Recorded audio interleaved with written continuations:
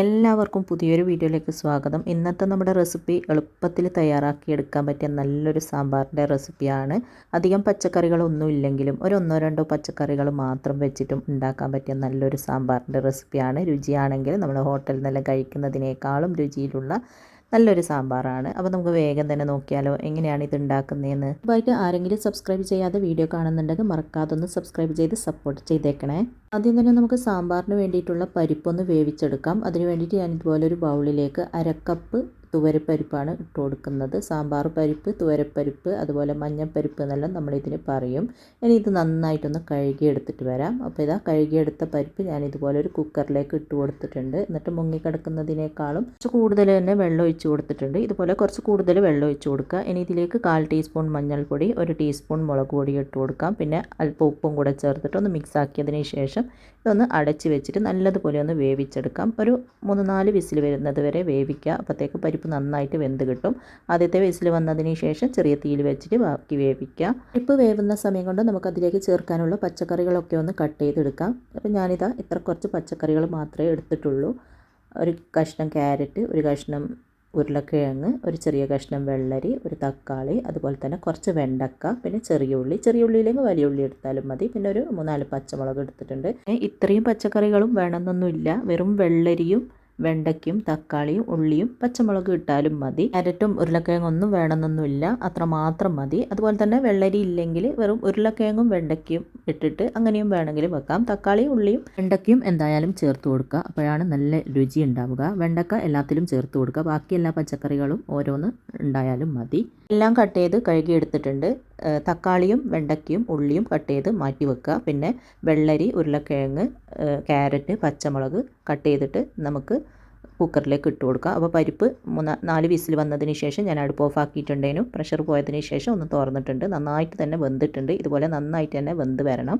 ഇനി ഇതിലേക്ക് ഉരുളക്കിഴങ്ങ്, ക്യാരറ്റ്, വെള്ളരി, പച്ചമുളക് ഇട്ട് കൊടുക്കാം. നിങ്ങളുടെ കയ്യിലിപ്പോൾ ഉരുളക്കിഴങ്ങ് ഇല്ലെങ്കിൽ ഇടണമെന്നില്ല, ക്യാരറ്റ് ഇല്ലെങ്കിൽ ഇടണമെന്നില്ല, വെള്ളരി മാത്രം ഇട്ട് കൊടുത്താൽ മതി. അതുപോലെ വെള്ളരി ഇല്ലെങ്കിൽ ഉരുളക്കിഴങ്ങോ ക്യാരറ്റോ അങ്ങനെ ഏതെങ്കിലും ഒന്ന് ഇട്ട് കൊടുത്താൽ മതി.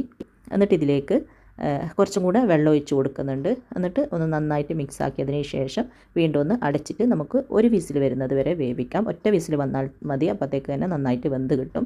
ഇനി ഞാനിതാ ഒരു ചെറിയ ഉരുളി അടുപ്പത്ത് വെച്ചിട്ടൊന്ന് ചൂടാക്കിയിട്ടുണ്ട്. അതിലേക്ക് 2 ടേബിൾ സ്പൂണോളം വെളിച്ചെണ്ണ ഒഴിച്ച് കൊടുക്കാം. വെളിച്ചെണ്ണ അത്യാവശ്യം ഒന്ന് ചൂടായി വരുമ്പോൾ 1/2 ടീസ്പൂൺ കടുക് ഇട്ടിട്ട് പൊട്ടിക്കുക. കടുക് പൊട്ടിത്തീരാനാവുമ്പോൾ ഇതിലേക്ക് 1/4 ടീസ്പൂൺ ഉലുവ കൂടി ഇട്ട് കൊടുക്കാം. ഉലുവയും കൂടി ഒന്ന് പൊട്ടിക്കഴിയുമ്പോൾ ഒരു 3 വറ്റൽമുളക് ചെറുതായിട്ട് കട്ട് ചെയ്തെടുത്തിട്ടുണ്ട്. അതിട്ട് കൊടുത്തിട്ട് ഒന്ന് മൂപ്പിച്ചെടുക്കുക.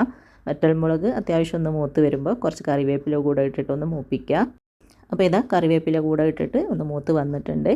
ഇനി ഇതിലേക്ക് നമ്മൾ കട്ട് ചെയ്ത് മാറ്റി വെച്ച ഉള്ളി, വെണ്ടക്ക, തക്കാളി ഉണ്ടല്ലോ, അതിട്ടിട്ട് ഒന്ന് വഴറ്റി കൊടുക്കാം. ഇതായിട്ടൊന്ന് വഴന്ന് കിട്ടിയാൽ മതി. ആ എണ്ണയിൽ കടന്നിട്ട് ആ വെണ്ടയ്ക്കയും തക്കാളിയും ഉള്ളിയൊക്കെ ഒന്ന് ചെറുതായിട്ട് വഴറ്റിയാൽ മതി. ഒരുപാട് വഴറ്റേണ്ട ആവശ്യമൊന്നുമില്ല. വെണ്ടക്ക ഇതുപോലെ വഴറ്റി കഴിഞ്ഞാൽ ആ ഒരു വഴുവഴുപ്പ് അങ്ങ് പോയി കിട്ടിക്കോളും. നമ്മൾ സാമ്പാറിൽ ചേർത്ത് കഴിഞ്ഞാൽ നല്ല ടേസ്റ്റാണ് ഈ ഒരു രീതിയിൽ ചേർത്താൽ. അപ്പോൾ നന്നായിട്ടൊന്ന് വഴറ്റി കൊടുക്കുക. ഒരുപാടങ്ങ് വഴറ്റി നല്ലോണം സോഫ്റ്റ് ആകണ്ട, കുറച്ച് ചെറുതായിട്ടൊന്ന് വഴറ്റി കൊടുത്താൽ മതി.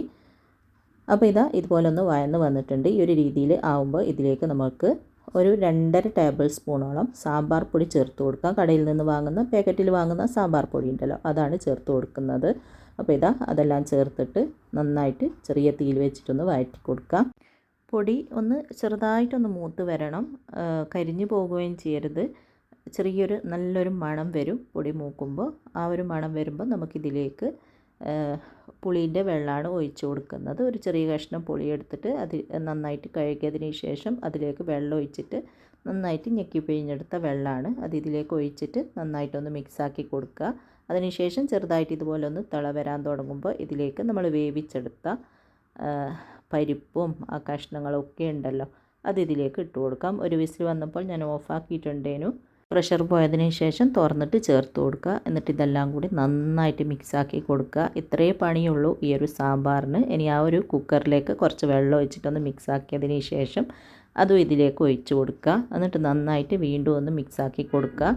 സാമ്പാറിന് എത്രയാണോ തിക്നെസ് വേണ്ടത് അതിനനുസരിച്ചിട്ട് വെള്ളം ഒഴിച്ച് കൊടുത്താൽ മതി. പിന്നെ ഓരോ ആൾക്ക് ലൂസായിട്ടുള്ള സാമ്പാറായിരിക്കും വേണ്ടത്, ഓരോ തിക്കായിട്ടുള്ള സാമ്പാറായിരിക്കും വേണ്ടത്. അപ്പോൾ ആ ഒരു ലെവലിൽ നിങ്ങൾ വെള്ളം ഒഴിച്ചിട്ട് റെഡിയാക്കി കൊടുത്താൽ മതി. എന്നിട്ട് ഉപ്പെല്ലാം നോക്കിയിട്ട് വേണമെങ്കിൽ ഉപ്പെല്ലാം ചേർത്ത് കൊടുക്കുക. എന്നിട്ട് വീണ്ടും ഒന്ന് മിക്സാക്കി കൊടുക്കുക. ഇനി ഇത് നല്ലതുപോലെ ഒന്ന് തിളപ്പിക്കണം. തീ ഒരു മീഡിയം ഫ്ലെയിമിൽ വെച്ചിട്ട് ഒരു 3-4 മിനിറ്റ് നന്നായിട്ടൊന്ന് തിളപ്പിക്കുക. ആ ഒരു പച്ചക്കറിയും പിന്നെ പരിപ്പും എല്ലാം കൂടി നന്നായിട്ട് തിളച്ച് നല്ലതുപോലെ മിക്സ് ആവണം. അപ്പോഴത്തേക്ക് ഇത് ചെറുതായിട്ടൊന്ന് കുറുകി വരികയും ചെയ്യും. എനിക്ക് അധികം ലൂസായിട്ടുള്ള സാമ്പാറല്ല ഇഷ്ടം, കുറച്ചൊന്ന് കുറുകിയിട്ടുള്ള സാമ്പാറാണ്. ആ ഒരു കരക്റ്റിൽ ആയി കിട്ടും. അപ്പോൾ ഇതാ ഒന്ന് തിളക്കാൻ തുടങ്ങിയിട്ടുണ്ട്. ഇപ്പോൾ ചെറുതായിട്ടൊന്ന് തിക്കും ആയിട്ടുണ്ട്. ഇനി ഇതിലേക്ക് ഞാൻ കുറച്ച് മല്ലിയില ചെറുതായിട്ട് കട്ട് ചെയ്തതും കൂടെ ചേർത്ത് കൊടുക്കുന്നുണ്ട്. എന്നിട്ട് വീണ്ടും ഒന്ന് നന്നായിട്ടൊന്ന് മിക്സാക്കി കൊടുക്കാം. അതിനുശേഷം നമുക്ക് അടുപ്പ് ഓഫ് ആക്കിയിട്ട് ഇതൊരു 10 മിനിറ്റോളം അടച്ച് വെക്കുക. 10 മിനിറ്റോളം അടച്ച് വെച്ച് തുറക്കുമ്പോഴുണ്ടല്ലോ സാമ്പാർ അത്യാവശ്യം നല്ലതുപോലെ കുറുകി നല്ലൊരു തിക്കായിട്ടുണ്ടാവും. കണ്ട ഈ ഒരു രീതിയിൽ 10 മിനിറ്റിന് ശേഷം ഞാനൊന്ന് തുറന്നിട്ടുണ്ട്. ഇതാണ് എൻ്റെ സാമ്പാറിൻ്റെ കറക്റ്റ്. ഈ ഒരു തിക്നെസ്സിലാണ് ഞാൻ സാമ്പാർ എടുക്കൽ. ഇനി നമുക്ക് ഇഷ്ടമുള്ള ഇഡ്ഡലിൻ്റെ കൂടെയോ അല്ലെങ്കിൽ ദോശൻ്റെ കൂടെയോ ചോറിൻ്റെ കൂടെയോ ഏതിൻ്റെ കൂടെ വേണമെങ്കിലും കൂട്ടി കഴിക്കാൻ പറ്റിയ നല്ലൊരു സാമ്പാറിൻ്റെ റെസിപ്പിയാണ്. ഒരുപാട് കഷ്ണങ്ങൾ വേണ്ട, മുരിങ്ങക്കോല് വേണ്ട, അങ്ങനെ ഒന്നുമില്ലാതെ എളുപ്പത്തിൽ തയ്യാറാക്കിയ നല്ലൊരു സാമ്പാറിൻ്റെ റെസിപ്പിയാണ്. രുചിയാണെങ്കിൽ പിന്നെ പറയാനില്ല, അത്രയും രുചിയുള്ള നല്ലൊരു സാമ്പാറിൻ്റെ റെസിപ്പിയാണ്. അപ്പോൾ എല്ലാവരും ഉണ്ടാക്കി നോക്കുക. എന്നിട്ട് ഇഷ്ടമായ അഭിപ്രായം പറയാൻ, ലൈക്ക് ചെയ്യാനും ഷെയർ ചെയ്യാനൊന്നും മറക്കരുത്. അപ്പോൾ ഇൻഷാ അല്ലാഹ് അടുത്ത പുതിയ നല്ല റെസിപ്പിയുമായിട്ട് നമുക്ക് വീണ്ടും കാണാം.